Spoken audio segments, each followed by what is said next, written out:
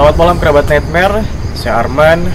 Saat ini sudah berada di salah satu rumah yang cukup viral, terkenal angker di daerah Tegal Rayung, Pelem, Simo, Boyolali. Dan sudah ada Mas Febri yang ada di tengah. Saya perkenalkan Bapak Haji Hadiono ya Pak ya. Kalau menurut informasi Bapak Haji Hadiono ini adalah pemilik ketiga dari rumah ini, betul ya Pak ya? Boleh diceritakan sedikit sebenarnya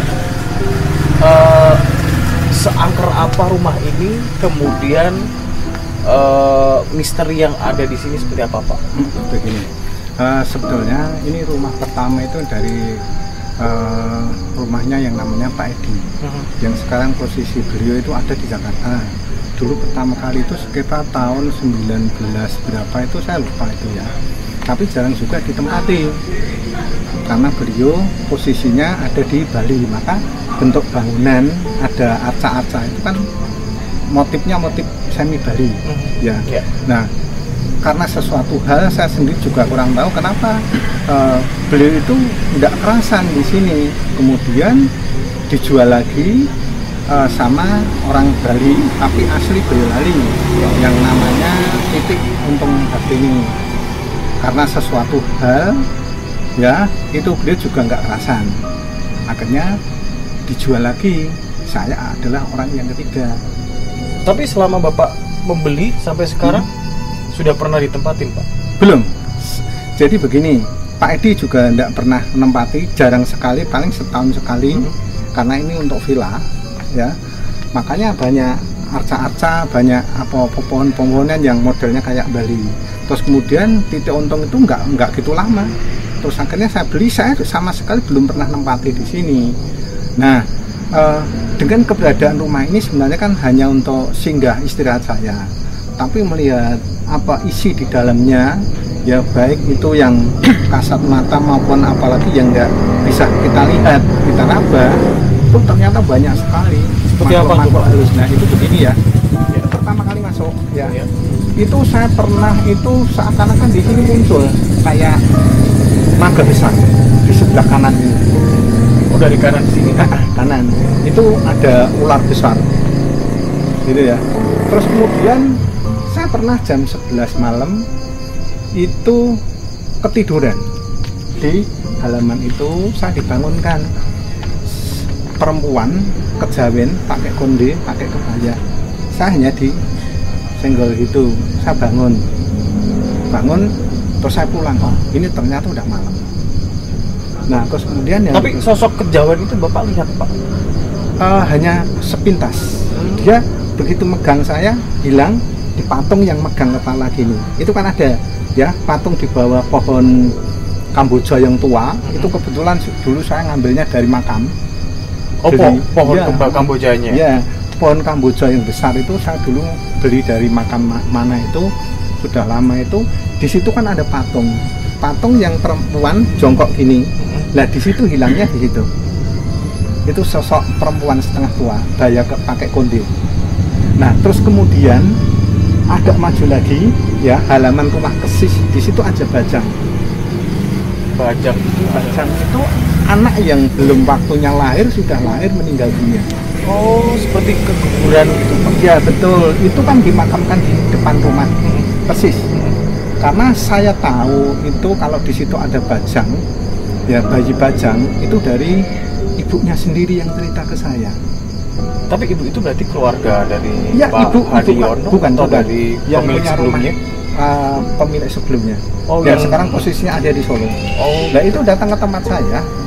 Nah itu nanya, Pak mohon izin, setiap hari, setiap malam saya tuh selalu ditemui seseorang anak kecil, tapi ini sudah menginjak dewasa gitu ya. Nah terus kemudian saya tanya siapa itu, terus terang aja dulu saya pernah melahirkan, meninggal di sini, saya kuburkan di sini. Dia minta izin untuk mengirimkan doa. Nah setelah itu masuk lagi ke ruang tamu ya, di situ ada sesosok manusia bapak-bapak tua. Memang di situ itu bukan hanya orang ini, enggak, memang dulu pernah ada bapak-bapak yang meninggal dunia tidak diketahui. oleh keluarganya. Di rumah ini? Iya, meninggal di sana. Nah, keluarganya secara diam-diam, tetangga kanan kiri kan nggak tahu, langsung dibawa ke Solo, dimakamkan. Terus kemudian masuk lagi garasi yang ini. Kenapa ini saya pugar?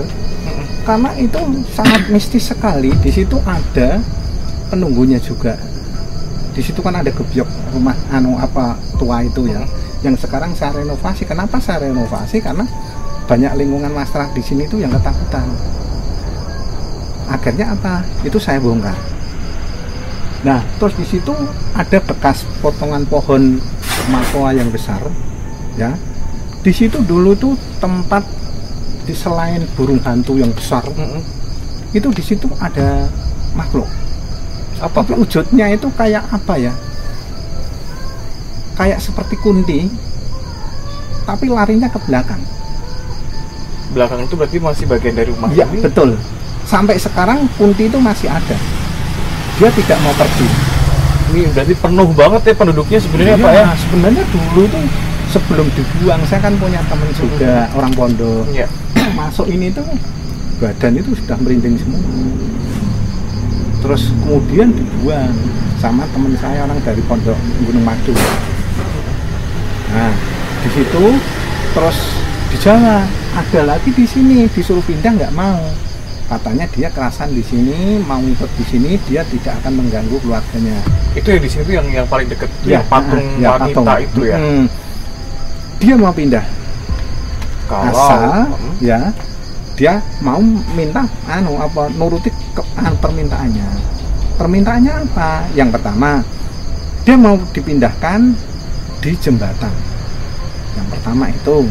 Terus minta rokok kretek, jenang 3 warna sama kopi.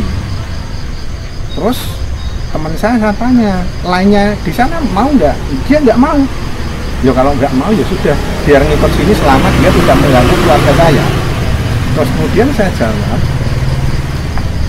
oke, kalau kamu mau di sini silahkan, selama kamu tidak mengganggu keluarga saya. Terus kemudian dia mau apa? Mau membentengi rumah di sini dan melarang orang sini berbuat negatif. Oh, artinya malah jadi penjaga. Iya, betul. Nah, terus kemudian masuk lagi yang ke tangga, di situ ada anak-anak main di sana, tangga belakang. Itu ada, terus ada lagi di kamar mandi.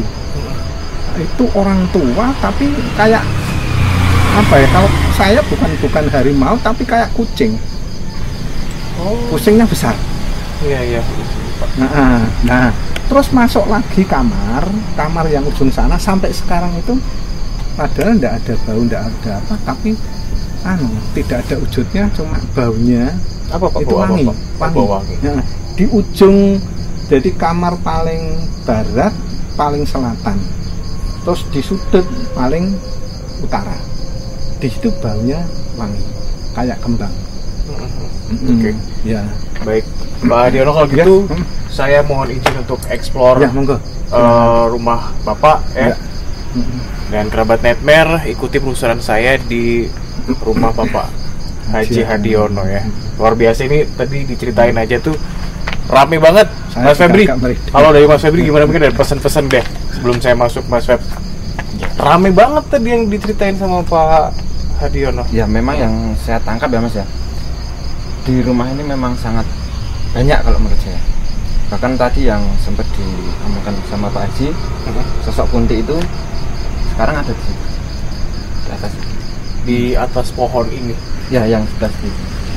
Ya, situ. Ya perlu hati-hati aja Mas. Mas Arman. Tapi sebentar, tadi kan disebutkan sama Pak Haji Hadiono kalau sosok-sosok yang ada di sini tuh sebenarnya juga menjaga dari niat jahat ya. Saya eksplor ke dalam, apakah kemudian dianggap sebagai niat yang mengusik atau bagaimana nih Mas Feb? Kira-kira. Kalau menurut saya Mas ya, sosok beliau-beliau yang ada di dalam, dengan kedatangan kita, beliau-beliau sudah merasa terusik. Tetapi saya tadi sempat minta minta izin lah ya. Ya semoga nanti diberi kelancaran lah. Oke, kalau gitu kita mulai saja langsung. Ya, saya ini menelusuri. ada tambahan ya. Pak Adi, boleh. Jadi begini, seringkali teman-teman saya, terutama khususnya orang yang mempunyai indera punya kelebihan, itu gini, selama mau masuk tidak mengusik dan istilahnya permisi, kita ngucap salam dulu. Ya, itu mohon maaf sebelumnya ya, biar nanti tidak terjadi segala sesuatunya. Ya, bahkan saya dulu juga pernah ada orang yang nempati di sini mau nyewa, tapi saya izinkan monggo jangan disewa dulu, tapi tetap dulu, dicoba dulu. Wah, bahkan sampai ada trialnya ya. Iya. Untuk menempati rumah ini luar Jadi biasa. begini, dari Jogja itu, saya masih ingat nanti silakan dicoba dulu 3 hari atau 1 minggu, jangan bayar dulu. Apa itu Pak yang mereka katakan? Dia baru semalam, tengah malam jam 12 itu dia ketakutan lari, nggak izin sama saya. Ini saya sampai merinding. Iya, baru diceritain juga. Terus kemudian selang 1 hari beliau tuh baru WA ke saya, telepon, Pak mohon maaf saya pulang nggak izin. Dan apaan? Wah aku nggak berani, takut. Nah, takut apa? Ya ada sosok yang melihat saya terus. Akhirnya saya pamit. Iya. Gitu. Baik, Pak. Bismillahirrahmanirrahim lah kalau gitu ya. Ucapkan salam satu. Kita mulai ya, kerabat Nightmare. Ikuti penelusuran saya di rumah angker yang cukup viral di daerah Tegal Rayung, Simo, Boyolali. Oke, kita mulai. Ini dari luarnya.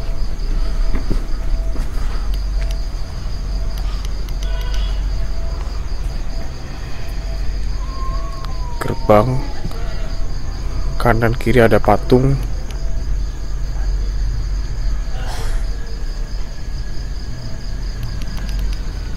Kita coba masuk. Bismillahirrahmanirrahim. Assalamualaikum.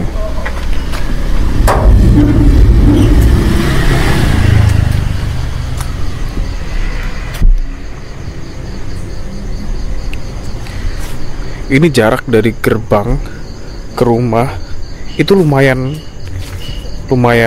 panjang, dan sebenarnya itu keren banget sih, rumahnya tuh keren.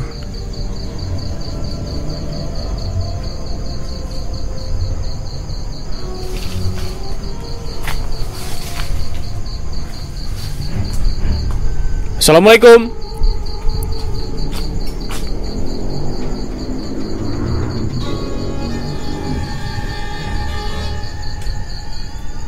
Ada suara dari sisi kanan.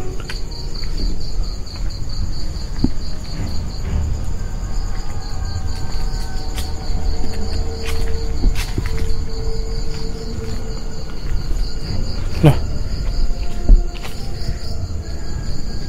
Assalamualaikum.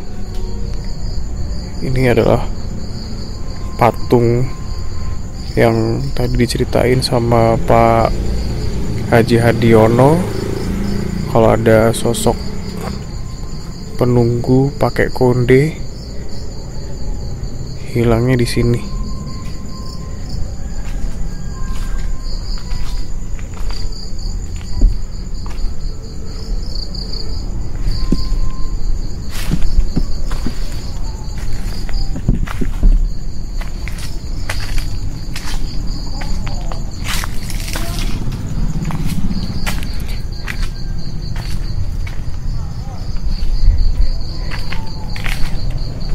Ini sisi kiri tadi ya, men. Sisi kiri itu ada kayak kandang.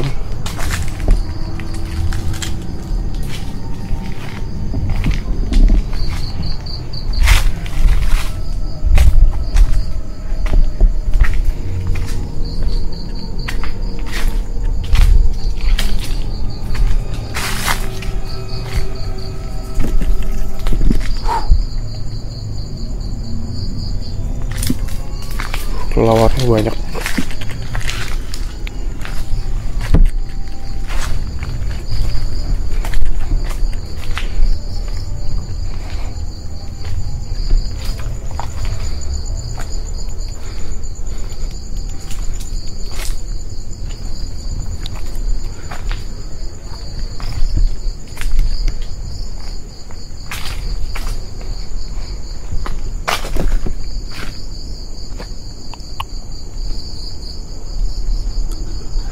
ada suara di balik pohon ini, seperti suara nafas panjang gitu, tapi kerasa banget di balik pohon. Dan ini makin merinding sih, asli.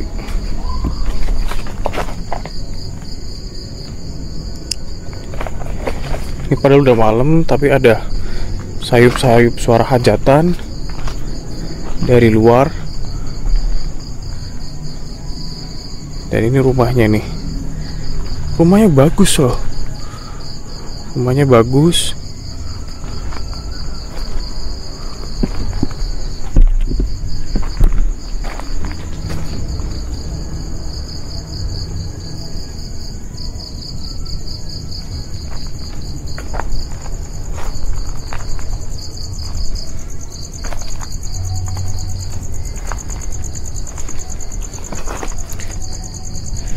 Nah, ini mungkin yang tadi diceritain ada garasi dan gebyok.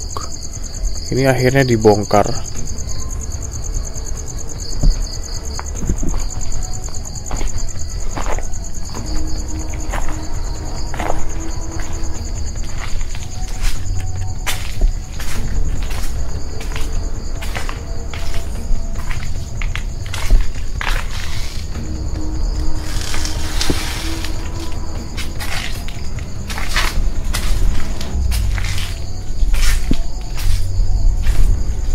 Kita masuk ke dalamnya ya. Assalamualaikum.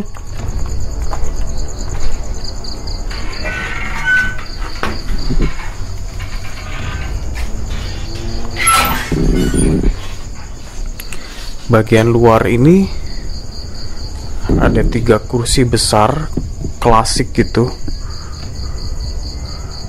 Aslinya ini bakal nyaman banget buat duduk-duduk gitu kan, kalau misal keluarga. Tapi nggak tahu sekuat apa energi mistis yang ada di sini sampai Pak Hadiono pun yang jelas-jelas orang sini nggak nempatin.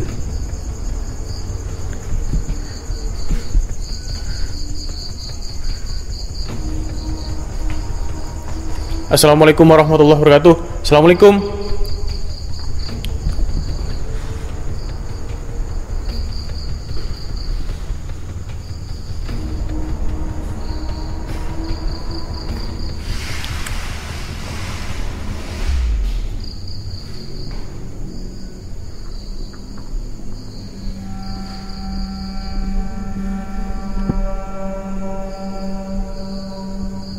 Rumahnya tinggi.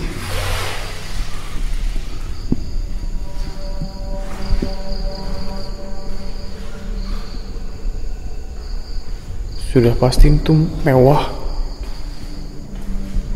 Ini ada 3 pintu, lewatnya yang mana ya? Oh, yang sini tuh.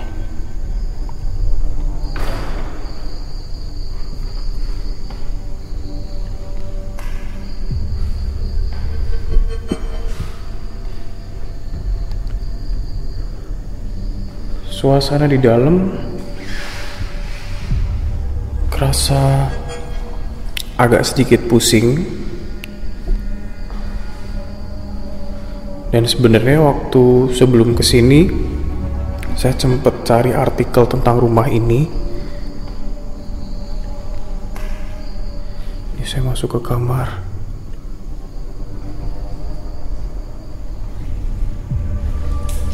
Permisi.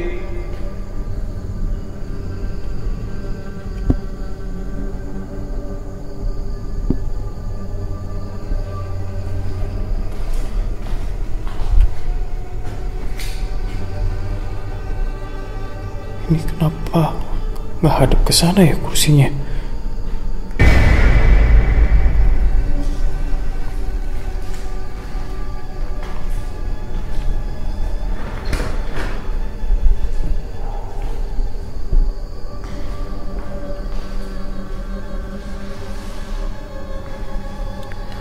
Sebenarnya waktu sebelum kesini saya baca beberapa artikel gitu. Ada yang bilang kalau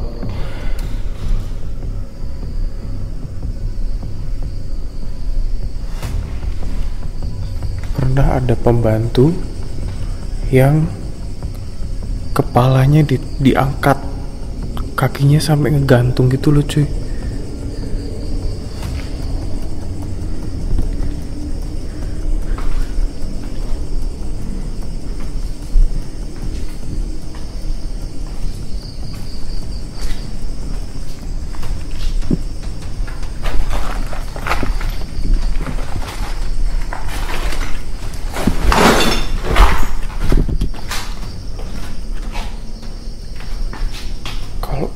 Sampai diangkat gitu kan berarti artinya itu interaksi yang sangat ekstrim ya.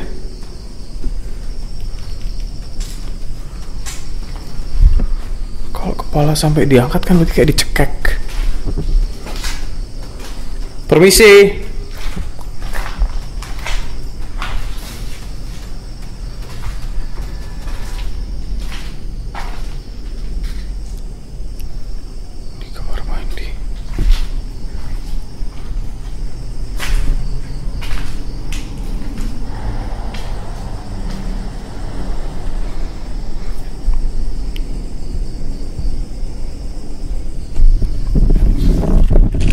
Jadi ini rumah karena masih ada pemiliknya, Pak Haji Yono tadi yang kita ngobrol. Itu jadi saya yakin sih masih sering dibersihin. Tapi yang aneh, rumah segede ini, sebagus ini nggak ditempatin. Sayang banget loh. Padahal maksudnya kalau kita ngomong-ngomong spek rumah, ini tuh udah di atas rata-rata gitu nggak sih men?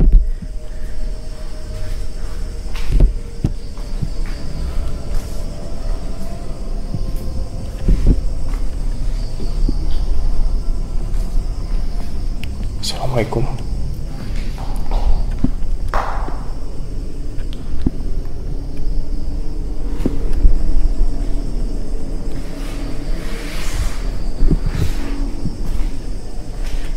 Nah ini yang tadi dibilang bagian belakang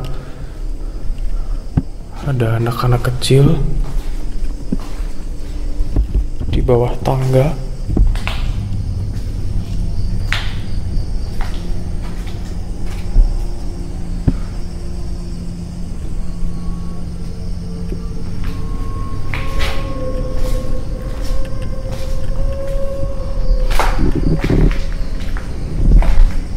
Dan ada kuntilanak di lantai atas.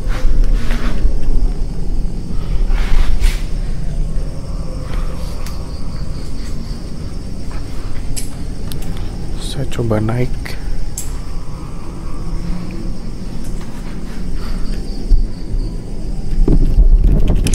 Sekarang saya coba naik ke atas. Bismillahirrahmanirrahim. Semoga ini tidak bermaksud untuk menantang sosok yang ada di sini. Karena bagaimanapun dengan cerita yang ada di sini tentang interaksi bahkan sampai ditarik lehernya ke atas, kepalanya ke atas sampai kakinya ngegantung, itu kan ekstrim banget.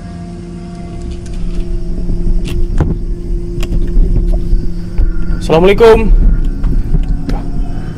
Merinding.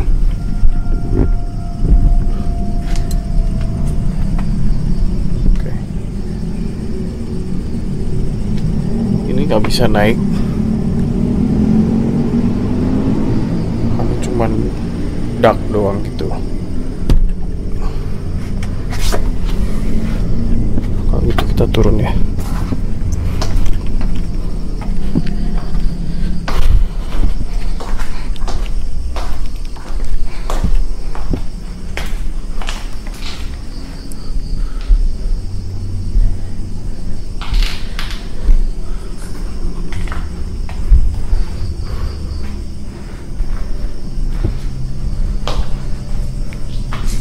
Terima kasih.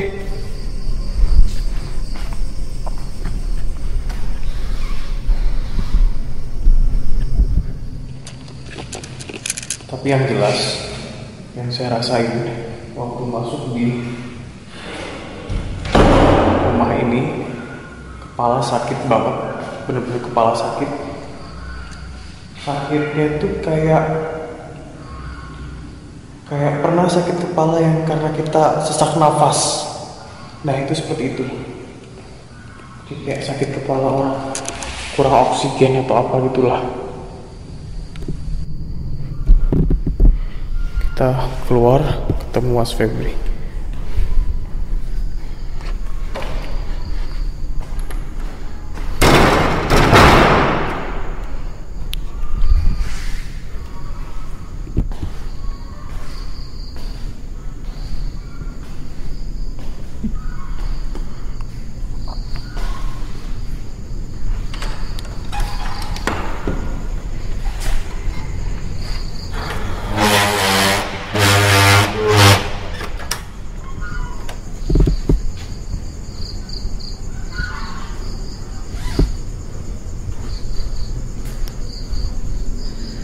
Saya ingin cobain duduk di sini.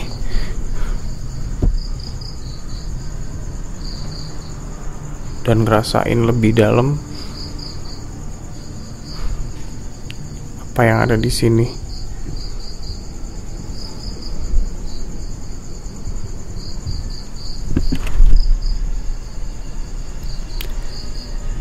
Emang kerasa banget kayak ada yang ngawasin, tapi bukan dari samping kanan kiri, tapi dari depan. Dimana tadi diceritain di tanah depan sini itu ada bayi bajang atau bayi dari keguguran gitu yang dikubur di situ. Aduh, merinding. Kita ke Mas Febri sekarang.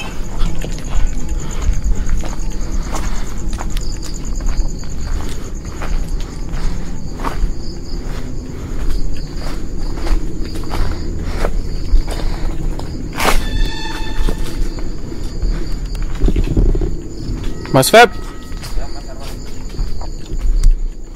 Oke, Mas Febri.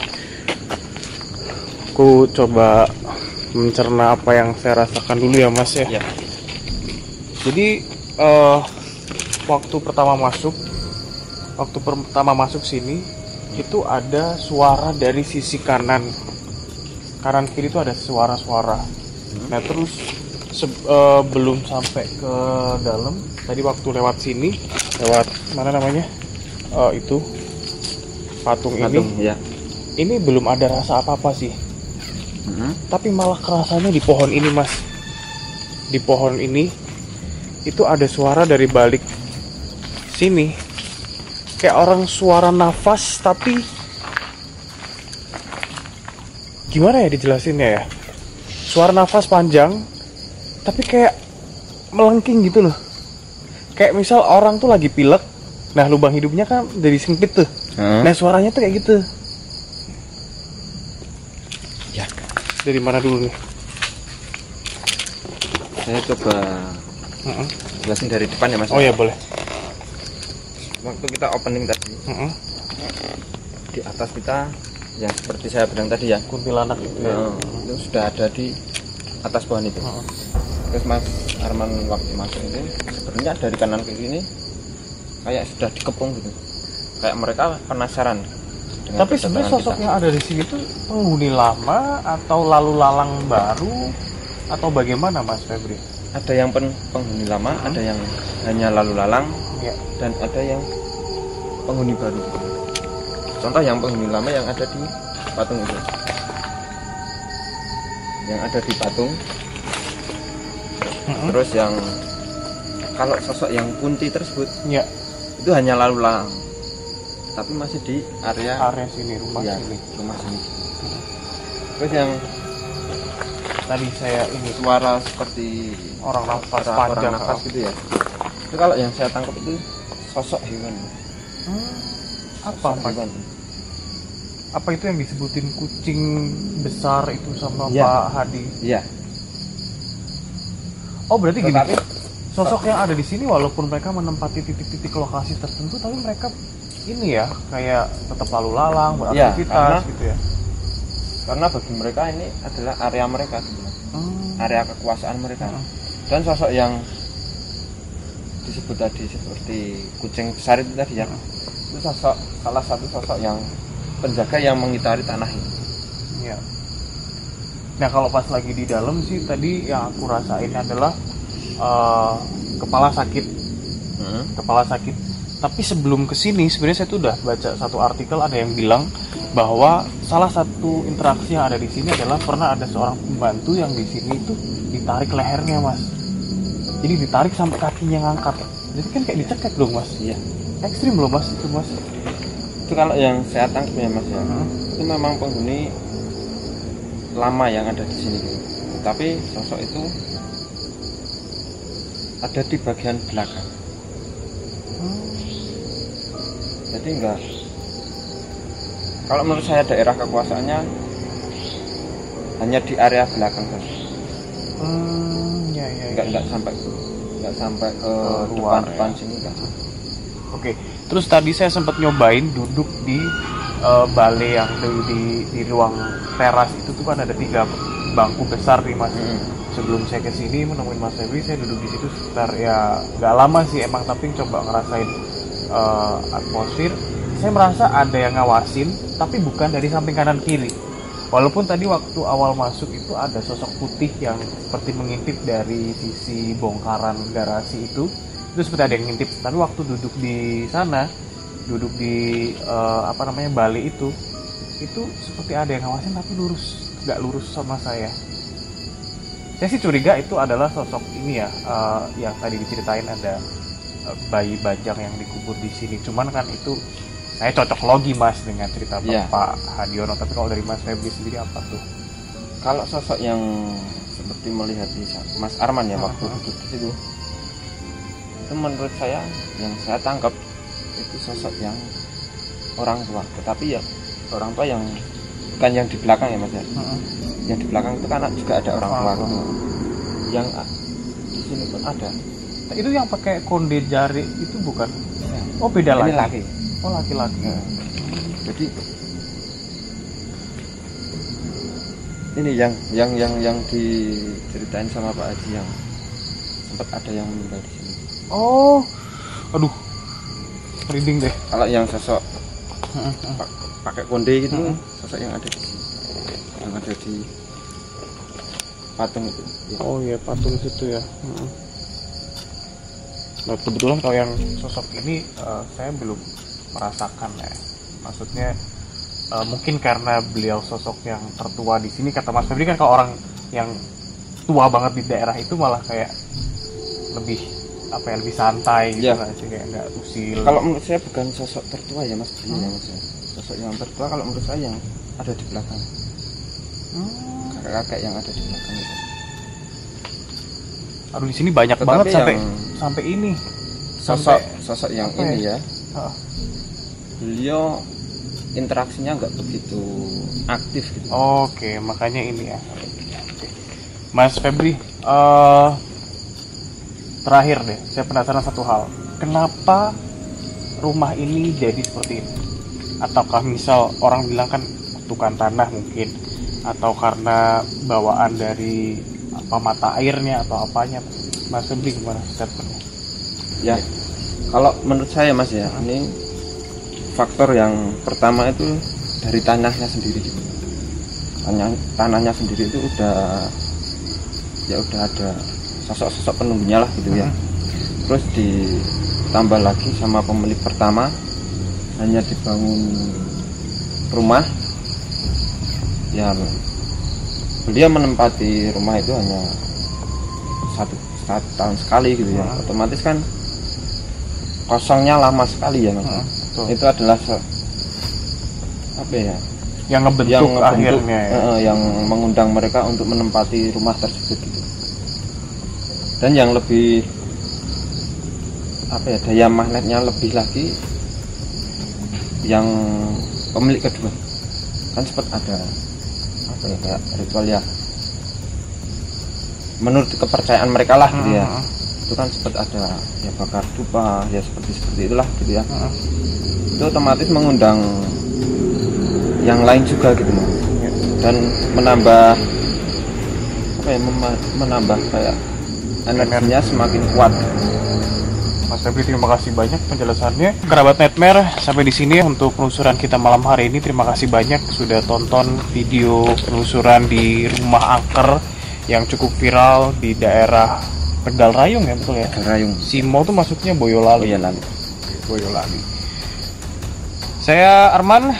Saya Febri. Kita berdua pamit, ketemu lagi di video penelusuran selanjutnya. Terima kasih.